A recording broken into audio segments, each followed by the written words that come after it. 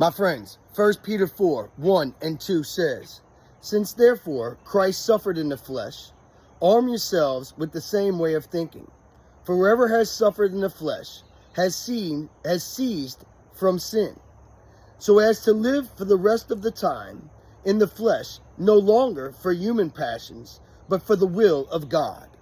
My friends, Jesus Christ suffered in the flesh for your sins. He died on the cross for your sins. And when you willfully sin, you're stepping all over his sacrifice, my friends. You're stepping all over and spitting on his sacrifice. Now, my friends, I'm not saying you're not going to sin, but once you start ceasing from sin, this is suffering in the flesh, my friends. This is what he says. This is suffering in the flesh, my friends.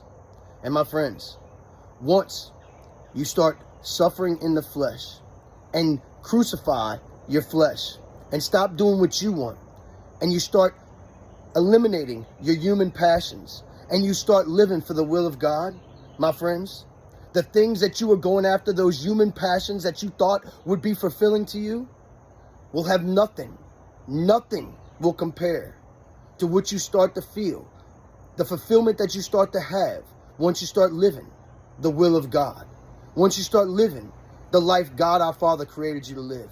Realize this now, surrender to God's will for your life, and watch your life become blessed beyond belief.